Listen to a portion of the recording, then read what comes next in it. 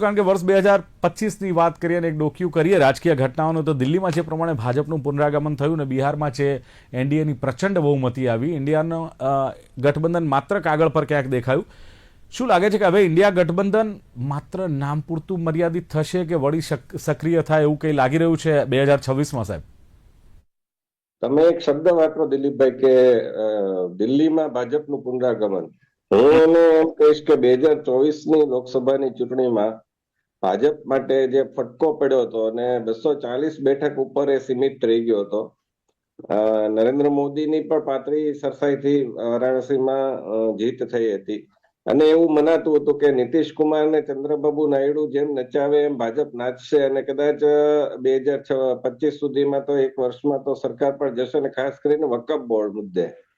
પરંતુ થયું છે એવું કે જે પી ચિદમ્બરમ, કોંગ્રેસના નેતા અને પૂર્વ ગૃહપ્રધાન, નાણાપ્રધાન, એમણે પણ કહ્યું કે આ તો એવું લાગે છે કે જાણે 300 બેઠક સાથે જ ભાજપ શાસન કરી રહ્યો હોય. કહેવાનો અર્થ એ છે કે આ વર્ષમાં ભાજપને એટલો બધો ફાયદો થયો. ગયા વર્ષે મહારાષ્ટ્રમાં ને હરિયાણામાં તો જીત્યા જ, પણ આ વર્ષે બિહારમાં જે રીતે જીત્યા, દિલ્હીમાં જે રીતે જીત્યા, કલ્પનાતીત રીતે જીત્યા. કેજરીવાલ પોતે હારી ગયા અને એને પંજાબ ભેગા થઈ જવું પડ્યું. એટલું મનીષ સિસોદિયા, આ બધા જ લોકો છે એ હારી ગયા. બિહારમાં તમે જુઓ તો સુપડા સાફ થઈ ગયા રાષ્ટ્રીય જનતા દળના અને કોંગ્રેસના તો સાવ એની સાથે લાંબા વાય ટૂંકો જાય, મરે નહીં તો માંદો થાય. એમ રાષ્ટ્રીય જનતા દળ ઊંધું થયું. રાષ્ટ્રીય જનતા દળ કોંગ્રેસની પાછળ ગઈ, એમાં એનું પણ નામું નખાઈ ગયું અને એના કારણે એ થયું. એટલે સ્વાભાવિક છે કે આ જે રકાસ છે ઇન્ડી ગઠબંધનનો છે. 2024ની ચૂંટણી પહેલા નીતિશ કુમારે જ એના મંડાણ કર્યા હતા.